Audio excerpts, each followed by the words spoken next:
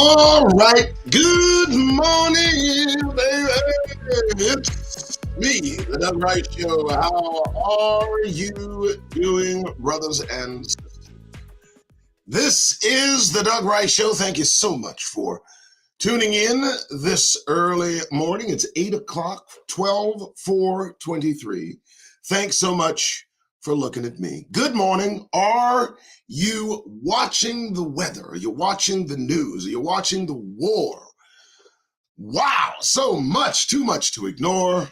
And thanks again. We are brought to you by Twidwear. Look at that, man. Woo, man. I almost thought you couldn't see the logo, but you can see it. Very nice. It's kind of cool out here in Phoenix early this morning.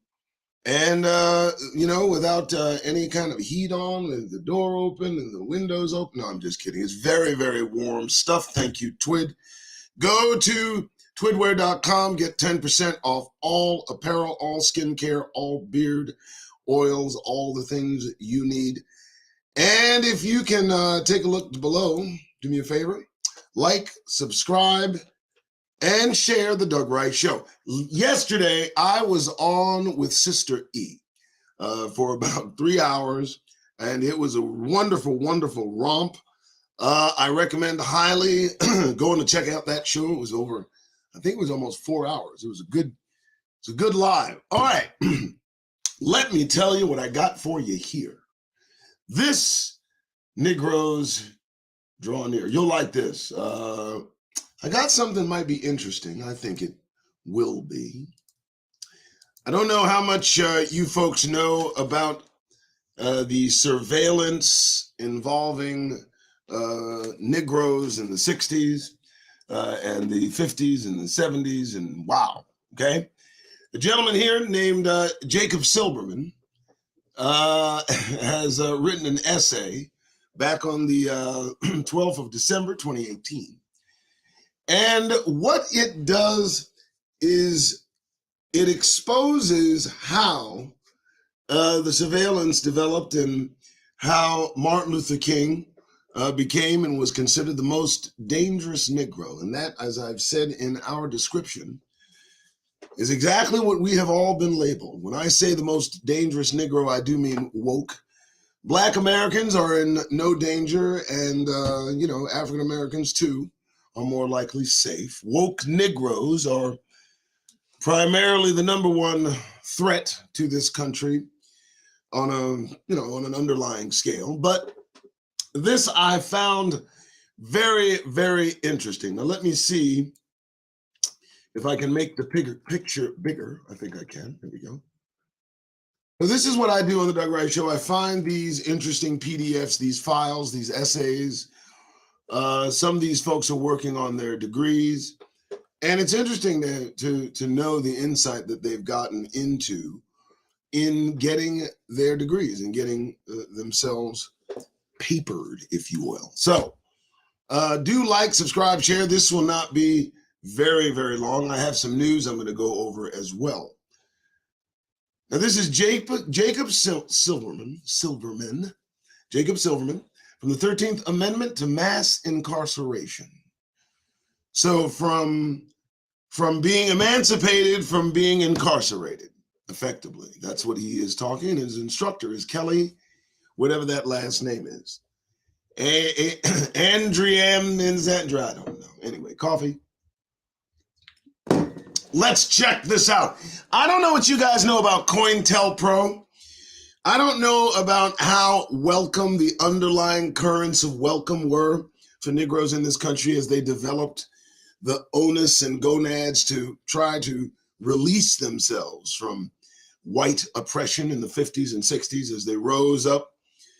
And it's an interesting dichotomy, as Martin Luther King was now most certainly controlled by a socialist movement. And of course, J. Edgar Hoover was just a racist bastard. So there's that differentiation. All right, let's get into this and let's see what it tells us. The most dangerous Negro, Martin Luther King Jr. and the F.B.I. Now it picks up where F.B.I. is honoring him, and it's quoting. So let's Check it out. Today, the FBI honors the Reverend Martin L. King Jr. and his incredible career fighting for civil rights. Hashtag MLK Day, FBI Twitter. While made with good intentions, this January 16th, 2017 tweet from the Twitter account of the FBI is nothing but ironic, as they are the ones that killed him. During the 50s and 60s, Martin Luther King Jr. rose to prominence in the civil rights movement. At the same time, he became the subject of a mass surveillance operation by the Federal Bureau of Investigation. These projects became collectively known as COINTELPRO, derived from counterintelligence programs. The FBI employed various resources against King, including, but not limited to, the use of undercover operatives, wiretapping, covert listening devices, or bugs, forgery, and blackmail. COINTELPRO was a systematic effort to infiltrate and sabotage the endeavors of political organizations deemed threatening to the national security, to the white supremacy that they've protected with everything that they have. Today, COINTELPRO is a cautionary tale of the abuses of government surveillance power. Nevertheless, there is another story to be told regarding the FBI's conduct toward African Americans with a specific focus on King.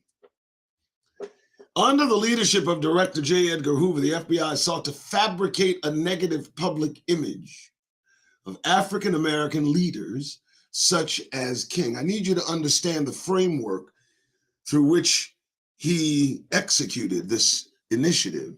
It was a framework of white supremacy, fear. J. Edgar Hoover was an abhorrently vile creature, a cross-dressing, closeted homosexual whose practices he persecuted openly. But for Negroes, they hold a special hatred towards us, and it lies within the reckoning that they all feel coming. So can you imagine the power of the U.S. government coming behind this cretin in the use of all its counterintelligence and surveilling Dr. King? Now, I could share with you some very slight familiarity with Dr. King, but it's of no consequence. The man, unfortunately, was murdered by the same government which here honors him. I take no great pleasure in taking note of our supposed national treasures. These individuals are flawed men, just like everyone else. And when they are taken down by a government hell-bent on suppressing the efforts put upon Negroes by these individuals and promise that no other individual will rise again, it gives you more due course to set the course out of this country. Anyway, I just wanted to go there because I like to drift from time to time. Anyway, let's move on. Sorry. All right. So interesting. Throughout the 1960s, the investigative strategies of the FBI became more radicalized as it utilized and perpetuated false stereotypes of African Americans in order to spy on and vilify the civil rights movement and its leaders. COINTELPRO was not just an attempt to destabilize the civil rights movement. It was also a larger effort to criminalize King by portraying him as the stereotypes he fought to disprove. So remember, there are no lengths to which these individuals have gone, and will not go to protecting the white supremacy that they cherish so. And Donald Trump is a reflection in direct connection with this time frame. You understand that he is a fossil from the 50s. Donald Trump is an au fait white male. And he has perpetuated the same kind of sentiment within white males in this country that's growing exponentially on a daily basis. And this, written in 2018, was during his reign. as president of the United States. And they want to bring this fascist orange idiot back into power with as much malice as he can hold toward Negroes as any white man can, while he smiles in black people's faces who support him. Oh yeah, we're going to read this. Like, subscribe, share, make sure you understand we are here because of Twitware. They sponsor us, but we, of course, need your support. Buy something from Twitware. Don't make me retort. All right, let's move this. All right, everybody got this? All right. FBI surveillance of subversive political movements dates back to the early 1920s. However, COINTELPRO's surveillance formally began in 1956 with an emphasis on disrupting the actions of the Communist Party of the United States of America, Communist Party USA, Ward and Wall 38. I'm not going to read that stuff. COINTELPRO's inquiries into the Southern Christian Leadership Conference and its President King explored potential communist infiltration within the organization. Yes, it did indeed do this. Now, listen, we are in no way associated with anything that they have going on in any relation whatsoever. And I mean that. We are a people unto ourselves, set apart Negroes. That is who we are. We have no business associating ourselves with communists, with Democrats, with Republicans, with independents, with anybody. We are ambassadors to the kingdom of heaven. So, that being said, they try to get into our head. In the COINTELPRO papers, authors and activists Ward Churchill and Jim Vander Wall trace the origins of the investigation of King to a January 8th, 1962 letter from none other than Director Hoover to Attorney General, who else? Robert F. Kennedy. Oh, yeah, you thought the Kennedys liked black people. I understand. Yes, a lot of people thought the Kennedys liked black people. Yes, I know. A lot of black people thought that the Kennedys cared for black people. They didn't. So, one of the supposed communist infiltrators of the SNCC, that's what they used to call them, SNCC, SCLC, was Stanley Levison. Stanley Levison. Stanley Levison is not a Negro name. A close friend and advisor of King. Levison previously handled finances for the Communist Party USA. On the basis of Hoover's claim regarding the alleged communist relationship with King, Attorney General Kennedy green-lighted the wiretaps necessary to gather nearly 17,000 pages of evidence on King. I need Negroes to understand how much wiretapping 17,000 pages is. It's a lot. It's a lot. Yeah.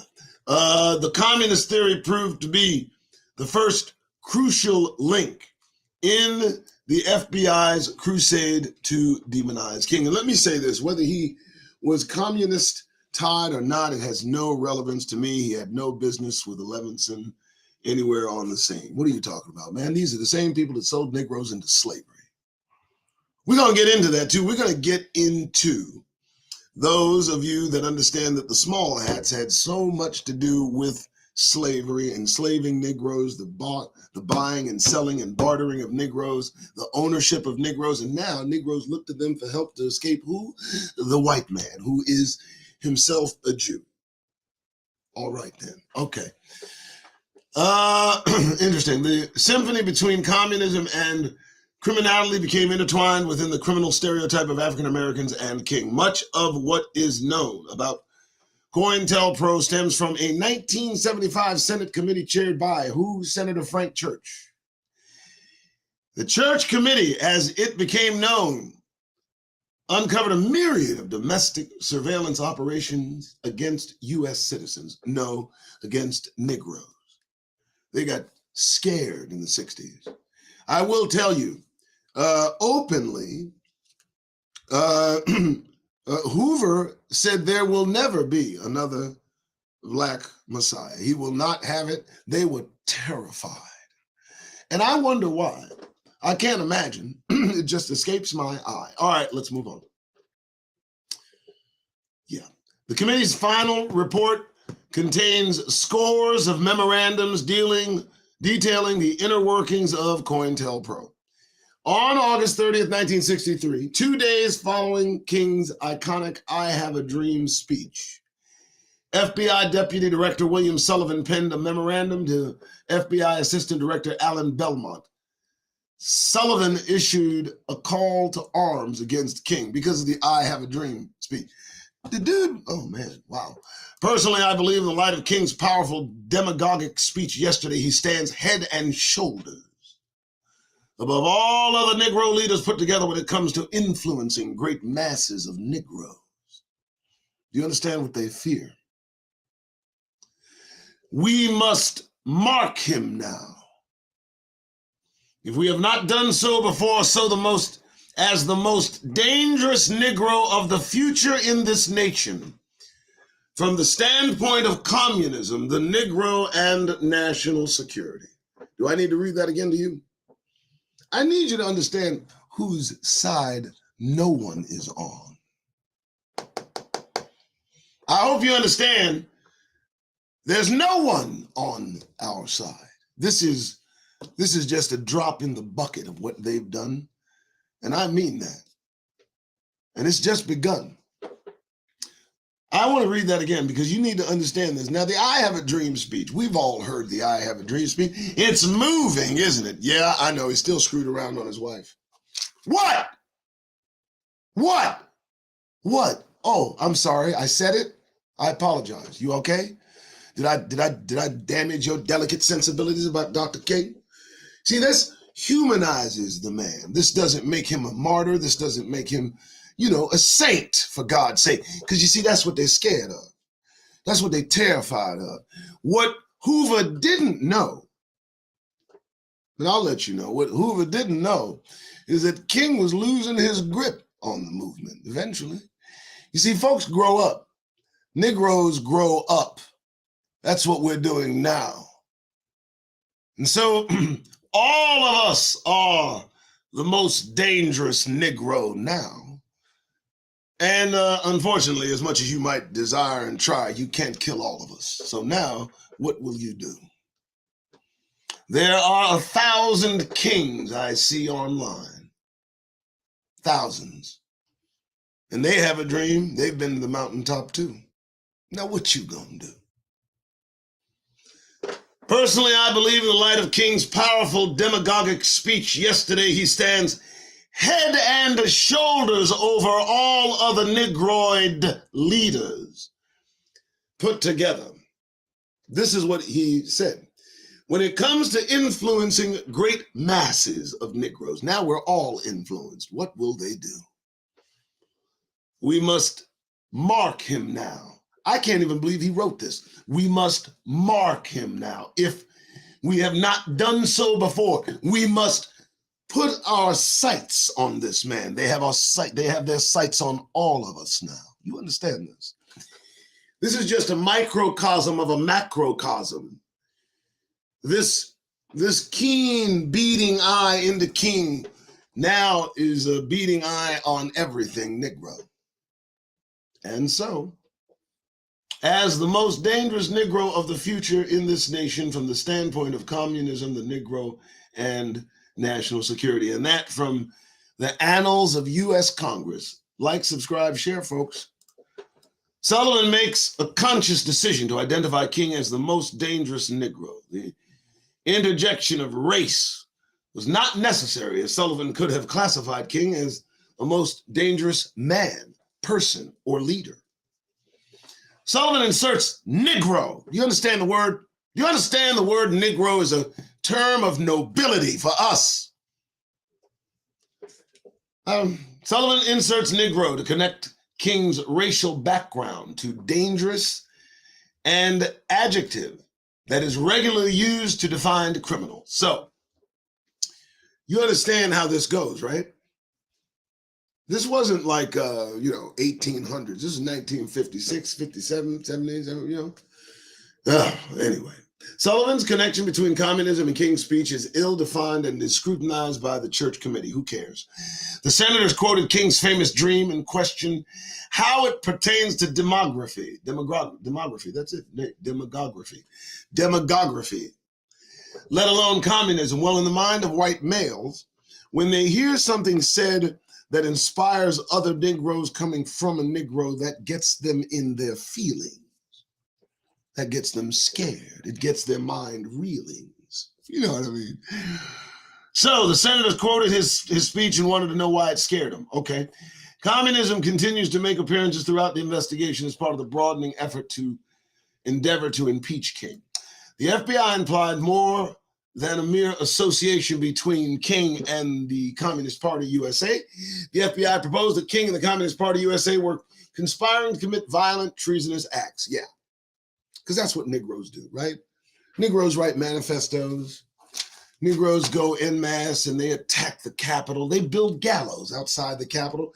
And they call for the hanging of government officials because, you know, that's just what Negroes do, right? Right? I mean, you commonly see Negroes involved in mass shootings and, you know, activities and of mental fracture that evolve into the loss of mass life. Yes, it's Negroes that do that. You know, we're the danger. Right. Yeah. Okay. So very interesting. Very interesting. On February 8th, 1968, the FBI observed an exchange between Levinson and SCLC Executive Director William Rutherford. During their discussion, Levinson and Rutherford decided to encourage King to assume a more liberal attitude regarding violence occurring at SNCC events or SCLC events. They're not SNCC events. That's the Southern Negro Christian Leadership Conference. That's a different organization, excuse me. The file references a later meeting between King and Levinson on March 29, 1968, during which Levinson indicated to King it was time for him to accept the position favorable towards the use of violence in the streets. Wow. And furthermore, King agreed. There was great merit to what Levinson had suggested. So let me frame this correctly. Are we hearing that this individual suggested that violence was more an apropos effort towards freeing Negroes of oppression and segregation? Interesting. This evidence postulates that King contemplated a shift to militant protest and that he would influence other African Americans to carry out violence on their behalf.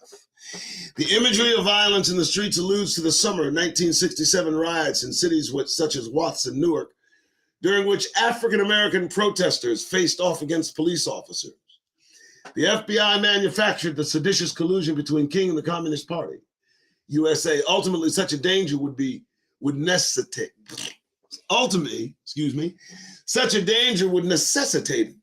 their ever-increasing response. So let me pause for the calls here because I'm trying to figure this out. So he's almost talking with two sides of his mouth. Is he saying that there was a legitimate connection between King and the Communist Party that was somehow created while King was encouraged by Levinson to commit acts of violence? Was Levinson such associated with the Communist Party that you associated his want of violence with the Communist Party? Maybe you just want to get out. What? I don't know, man. This is a bit convoluted. I like the confirmation of certain information, but it is an interesting look, and he seems to be leaning in both directions. I want to know where he lands. That's all. Dr. King was most certainly manipulated, but he was not the threat that Hoover thought he was. He was losing grip. Let me explain, and you know this is true. I mean, if you lived through this, or if you study this history, you know. King was a product of the 40s and 50s into the 60s. And the children of the 60s were taking hold. They were getting, young while he was getting old. And I saw the interaction between King and a few of these youngsters. And it was not pleasant. They clowned him. He looked old. He was old. And they told him so, and to his face. He was not the powerhouse they thought he was. And in the realm of the marriage bed, he seemed a disgrace. That's right. What? Look, you call it as you call it. There's no reason to stall it. The man did what he did, and that's it. They taped him doing it. They sent it to his wife. That's just life. Okay? I will not deify these individuals who tried so hard to live amongst these individuals. I'm more like Marcus Garvey, or, I like the folks that tried to get us out of here. Those are the folks that I hold dear. Shall we continue? Let's. All right. Hope everybody's having fun. If you're not, I'm still not done. Do me a favor. If you like what you see, look below and support me. The Doug Rice Show, please. I need it every day. Is breathing on fumes. I'll die and resurrect and be re-exhumed. I'm just joking. I'm just floating. All right, here we go. The threat of the civil rights movement as an extremist revolutionary operation prompted more expansive aims for FBI surveillance. On August 25, 1967, Director Hoover dispatched the special agents in charge of 24 FBI field offices. Listen to the effort here. Hoover's memorandum signified a drastic transformation in the goals of intelligence activities, from safeguarding national security to procuring information for a smear campaign. Of course, they wanted to smear him. He wanted to be respectable. You don't be respectable and try to do anything with Negroes in this country, they'll break you down like a fraction. Seriously. The purpose of this new counterintelligence endeavor is to expose, disrupt, misdirect, discredit, or otherwise neutralize the activities of Black nationalist, hate-type organizations and groupings, their leadership, spokesmen, membership, and supporters, and to counter their propensity for violence and disorder. Stop. All of this up to the violence and disorder. You see, in my estimation, King took this movement, this bowel movement, handing it off to less capable Negroes. I mean, he was a very capable, well-spoken, well-thought-out, well-written individual, but the efforts toward getting along were just wrong because they weren't interested, as you can see. They did everything they could to suppress people like you and me. That's it. But they telegraphed the intent of violence, even the hint of it. And Pettus Bridge gives me good indication. We show up to do a peaceful march. In the eyes of the white man, that looks like violence afoot. And so what occurred. And so here we know they're truly scared. Look, counterintelligence. I understand disrupt, misdirect, discredit, otherwise neutralize. Okay, I understand. You call them hate groups. You call them nationalistic. You call them spokesmen, membership supporters. And then you get into the propensity for violence and civil disorder. That's coming from you as a result of what Negroes are trying to do. The violence from Negroes is in response to the violence from white folks that are violent by nature. That's just it. It's anybody but the Negro. Anybody but us. Anybody else that wants to rise above the circumstances of oppression, white people will move in their direction. But if a Negro wants to rise above white people, man, let me tell you, that's a pretty steep hill. I can't believe I found that one. All right. That was good. Okay, so Hoover's language insinuated that these factions of African Americans were inherently criminalistic and violence prone. Not true. Not true. Hoover continued to make racist insinuations about African Americans as he laid out the objectives. Many individuals currently active in Black nationalist organizations have backgrounds of immoral. What? Wait, stop. Did they cross-dress Hoover? Did they put on dresses? Something that the creator just indicates as something he does not like. He talks about immorality while I can't even believe it. Subversive activity and criminal records. Through your investigation, you should endeavor to establish their unsavory backgrounds. King's SCLC is not referred to as a civil rights organization, but one of the revolutionary or militant groups hoping to incite violence. Against who and for what? What are they talking about? What would, here's the deal. What would they established Negroes think violence would accomplish in these circumstances? Really, I mean, honestly, what are the ultimate chances of Negroes who decide to just go ham? I mean, we got some examples. I can bring them up. Yes, I can. What? I mean, it's just amazing. The memorandum is a denigrating view of African Americans and the civil rights movement. While only the SCLC is mentioned in the August 1967 memorandum, a 1968 communication referenced King by name, speaking of the need to prevent the rise of a Messiah who could unify and electrify the Black nationalist militant movement. The Black national, I don't understand. Hoover cautions that King is a very real contender for this position should he abandon his supposed obedience to white liberal doctrines, nonviolence, and embrace Black nationalism. Do you see what they're terrified of? Do you see what they're scared of? Now, let me ask you something. Let me ask you a question, folks. Where do you think this fear has gone from them? Nowhere. They're as scared today as they were back then. They are as terrified of something developing as they were back then, and they looked at King as a possibility. Do you see where their heads are at? Do you understand that Hoover went home at night terrified of what King might do to white people? I don't know what to tell you. You still grinning? You still skinning and grinning? We still think you winning? I'm just asking. Let's get back to it, folks. Let's do it. Interesting. All right. So, Director Hoover forbade the danger of militant African Americans and urged for comprehensive means of intelligence gathering. Following Director Hoover's call, the FBI launched an exhaustive mission to pin anything on King. In another monograph by Churchill and Van der Waal, Agents of Repression, the authors exposed the immense diversity in counterintelligence operations against King. After King publicly criticized the FBI for their failure to curb white supremacist activities, the Bureau stepped up their operations against him for imploring that they stop white madness. Ain't that something? You understand where they lay with all the things King had to say? The FBI went through trash at the SCLC headquarters, inspected King's financial records, and installed a covert listening device in his office.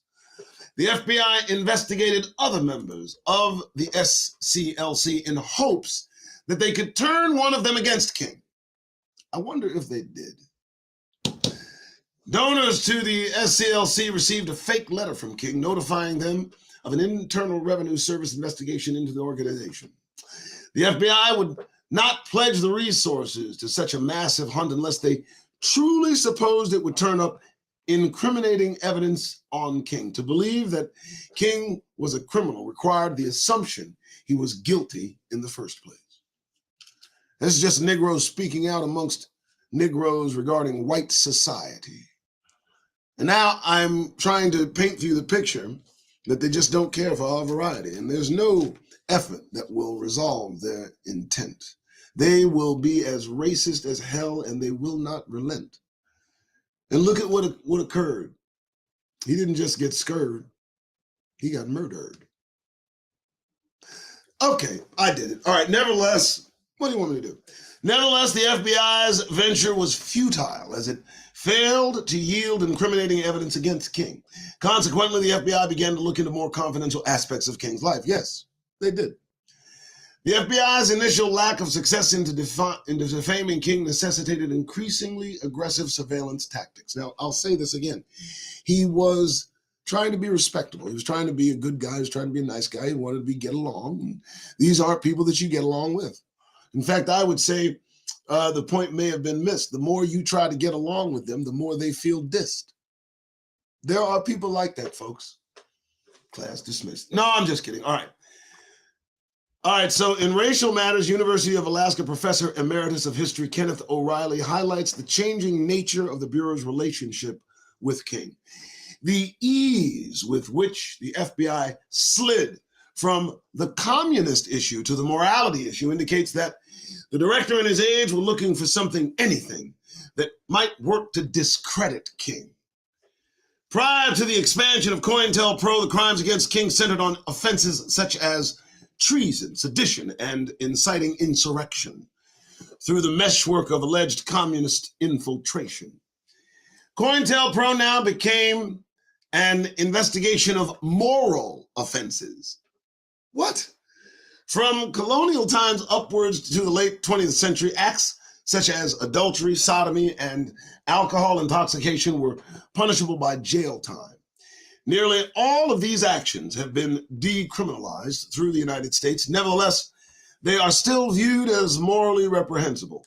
Criminality is commonly affiliated with immorality and sin, whereas moral offenses are infractions of religious doctrine. Hey, don't take my job. The FBI's newfound curiosity in King's morals conveyed an attempt to disparage him on an almost religious level. Yes, they did do this. Hoover aspired to portray King as a criminal in the eyes of God. Well, isn't that odd? This form of intelligence gathering proved to be the most damning information compiled on King during COINTELPRO. The evidence gathered by the FBI typified King as a felonious figure with a flawed sense of morality. This view was incompatible with his reputation as a family man and a Baptist minister.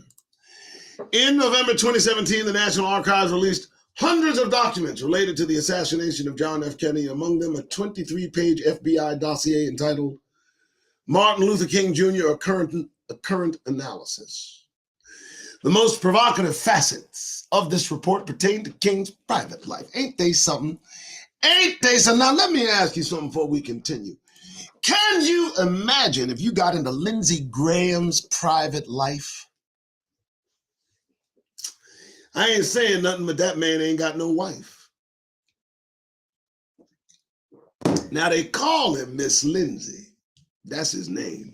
And I certainly don't know how he gained that fame. But in that low, and just so you know, again, the guy that looked into Martin Luther King's sin himself cross-dressed every now and again. I don't know, man. What is the deal? Well, at least you know how they feel. Let's continue. I'm sorry, I didn't mean to disturb you. King organized an urban leadership conference for ministries in Miami in February '68. The dossier describes a very different seminar full of behind-the-scenes drinking, fornication, and homosexuality, in addition to an all-night sex orgy held with prostitutes. I don't see it. I just don't see it, but okay. The report discusses King's previous sexual experiences. So now, I don't know if this is true or not, but it blows your mind. Again, folks, I didn't read ahead. Don't drop dead, none of you. I hope none of you hold King in high self-esteem, because when I go through this, well, you'll know what I mean. This activity is not new to King and his associates. As early as 1964, King engaged in another 2-day drunken sex orgy in Washington, D.C. Many of those present engaged in sexual acts, natural as well as unnatural, for the entertainment of onlookers. I don't, unfortunately, believe this, but when one of the females shied away from engaging in an unnatural act, King and other of the males present discussed how she might be taught and initiated in this respect. Now, folks, let me ask you. I don't defend Donald Trump, but they got a dossier on him that they paid for. They can pay for a dossier on anybody. I don't defend King. This could have happened, but damn, if it did, that hurts, man. The dossier presents a disturbing image of King and insinuates his participation in the described acts. Still doubtful, but let's see if they bring facts. In racial matters, O'Reilly asserts that this aspect of the investigation reflected the idea of African-American males as innately hypersexual and animalistic. The report intimates an alleged extramarital affair between King and a woman in Los Angeles that resulted in a child born out of wedlock. King is accused of having relations with 3 other women. The allegations perpetuate the stereotypes of African-American males as disloyal to their spouses. That is a stereotype, folks, just to let you know. Setting aside all jokes, Negroes are loyal. I don't know the black men y'all talking about, they ain't royal. Moving on. Additionally, it plays into the racist belief that African-American men abandon their families and depicts King as an absent black father. The FBI infuses these individual stereotypes surrounding African Americans to maintain that King has a perverted sense of morality. But where's the proof of all this? I need to see it. Okay. The FBI brought the campaign to condemn King directly to his front door. In 1964, King received an anonymous letter along with a tape recording. King and his advisors presumed that the author of the letter was urging him to commit suicide. There is only one thing left for you to do. Let me just tell you, folks, typically Negroes don't off themselves. I mean, typically we just look up and say, oh, well, what the hell? I don't get that. Off yourself. You must look at that and say, no, that won't happen. That's weird. Anyway, off yourself. No, we don't really do that. You know what it is. Okay. The recordings were purportedly of King engaged in adulterous acts. The author threatened to blackmail King by publishing the contents of the audio tapes. Most brothers would have said, go on. I'm saying I'm just Negroes. What? Go on. The church committee confirmed that the letter and recording came from an undetermined source at the FBI. The committee's final report contained a heavily redacted copy of the letter. In the summer of 2014, let's check this out. Yale University professor and historian Beverly Gage located an unredacted version of the FBI King suicide letter among Hoover's confidential files at the National Archives. The existence of the letter and Gage's analysis was shared in a November 2014 article in the New York Times. Gage notes the frequent use of the word evil, particularly in reference to King as a colossal fraud and an evil, vicious one at that, and later an evil, abominable beast. The later alludes to King's sex life and speaks of sexual orgies, adulterous acts, and immoral conduct. King's wife, Coretta King, first opened the package. It is probable that Coretta King knew about the affairs, as Gage shares that King's relations were already an open secret within the civil rights movement's leadership. Let me stop real quick and say this. All this, and he carried on. Wait, no, wait. You did all this, and he still went to the garbage strike. Really? I'm just waiting, even if this is true. So all of this, and he maintained course. I bet that burned him up. I bet Hoover was on fire to get him killed. I just imagine how frustrating that must be. See, we ain't the same is what I'm saying. I'm just saying, yes, a typical white man might have just the whole family, just, wow, some crazy shit, right? But I'm just, not that it is humorous, it is not, it's a tragic situation, but if you look at it objectively, and I hope you do, Negro Nation, he withstood it. What you gonna do? What? Oh, letters, nice. What? Back at it, on the road, let's do it. What? I'm just saying, let's just continue. He wasn't playing. I'm just saying. Yeah. So, nevertheless, the suicide letter and tapes illustrate an extremely personal attack on King. The FBI corrupted King in the eyes of his wife and threatened to spread this information to the nation. The situation the author intended to provoke is sinful from the viewpoint of the Baptist Church. Okay. Historically, the Baptist Church regarded suicide and divorce as a sin. The FBI wanted King to appear to be a criminal on each and every level, from both his public life to his private life. I still don't believe it, though. For some reason, there just seems to be some kind of fuckery afoot. I cursed once. Give me a break. COINTELPRO exploited the criminal stereotype of African Americans to disrupt the ambitions of the civil rights movement. In their book, It Did Happen Here, historians Bud and Ruth Schultz reason that this was not an isolated incident of systematic racism carried out by the United States government.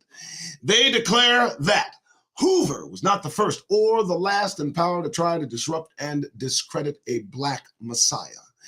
All COINTELPRO did was formalize a policy of repression that's been in existence since the anti-slavery movements, frame-ups, character assassinations, sometimes out-and-out assassinations, as in the case of Dr. King. A broadside attack upon leadership. In other words, the FBI's character assassination of King is not an anomaly, but part of a larger trend. COINTELPRO intended to suppress African-American leaders such as King, and to ruin his character, the FBI portrayed him through the harmful racial stereotypes. Hoover feared that the ideology of African-American leaders such as King, as they threatened the established order. Politics and culture within the United States underwent radical changes during the 1960s. The civil rights movement, anti-war protests, and the hippie counterculture challenged the normative beliefs that reigned over the first half of the 20th century. COINTELPRO attempted to criminalize King and the political dissent characteristic of the decade. Nearly 50 years after the assassination of King, it is disturbing to find that much has not changed. You hear that? The church's committee's investigations into surveillance abuses throughout the United States government thought to mark the death of COINTELPRO. Nonetheless, recent events demonstrate that COINTELPRO is alive and well. Did you hear that, Negro? Following the 2014 police shooting of 18-year-old Michael Brown in Ferguson, Missouri, the FBI monitored the activities of individuals associated with Black Lives Matter. FBI reports published by The Intercept describe the surveillance of the homes and vehicles of those with ties to the group. An August 2017 FBI report contains eerie resemblances to COINTELPRO. You listen carefully, Negro, so that you know. Black nationalist hate groups is now Black identity extremists. The FBI emphasizes the inherently violent nature of such groups. If it very likely, Black identity extremist perceptions of police brutality against African Americans spurred an increase in premeditated retaliatory lethal violence against law enforcement and will very likely serve as a justification for such violence. That is absolute horse shit. That's absolute bullshit. I'm sorry. That's hockey puck. That's nonsense.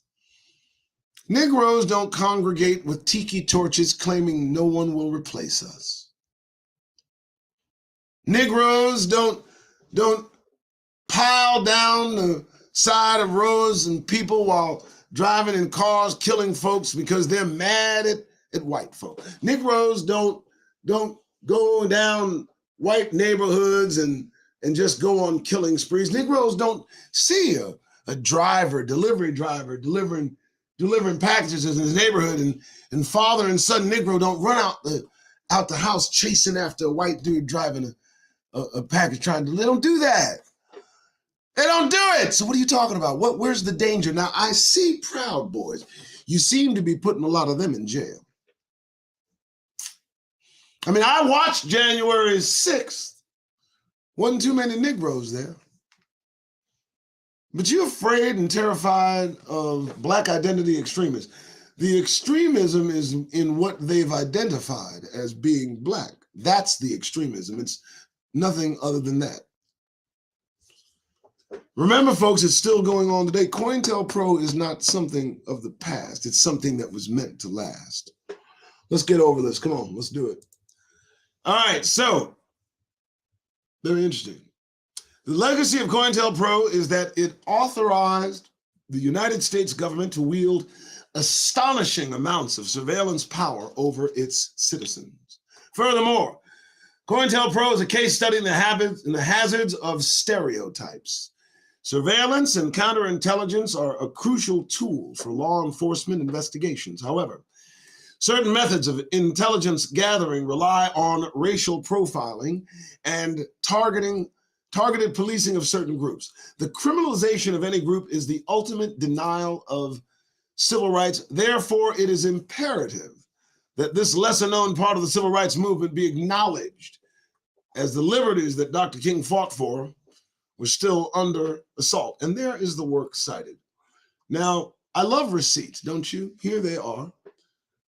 These are the receipts that they bring. These are the links that sing and tell the tale. So I'm just running through them. I want to give everybody their proper bona fides. All right, folks, that's it. That's what we do. That's the show. So glad that you were able to come, and now you may go. No, I'm just joking. Hey, listen, folks, the Doug Rice Show is brought to you by Twidware. We are both struggling businesses, edifices, enterprises, whatever you want to call, and we would love it if you patronized us.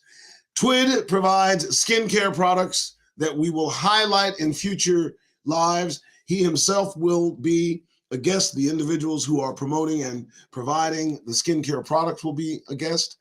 The Doug Rice Show provides PDFs like the ones that we've just gone through. I have a myriad of rare to find and very informative educational PDFs. Why do we need this? We need to apply this to the super glue that was put upon Negroes to stick to American values. And we need to tear ourselves away from their principles and all the things that they hold dear. And we've got to examine it carefully to see where all of it leads. And we do that by way of keeping ourselves informed. And why must we keep informed? Well, they are hiding everything from Negroes. They don't want Negroes to know. What do they want us to know? Everything that they keep from us. And so it's imperative that we learn. It's imperative that we continue to learn so that we eventually, when called out of this place, leave effortlessly. You got to be able to leave this behind because this ain't for us. And you can see that. That's how we got back of the bus. That's right. I said it. All right, folks, you get it. This is the Doug Rice Show. I am Doug Rice. 53 minutes. That's a bit short. Let me see. There's nothing really else I need to say. I do appreciate you folks, and you may be on your way. Brought to you again by Twidware. We'll get the promo in there. Thank you so much for being here. Cue the music. You guys are awesome. My name is Doug Rice. This is the Doug Rice Show. I'm hoping that I'm here tomorrow and the next day. We're here every day at 8 a.m. And we try to keep Negroes as informed as possible. Thank you so much once again. You guys have yourself a great morning. Listen, when you're outside and the day is dawning and you know, you could be walking around, you know, smiling and yawning. Just don't.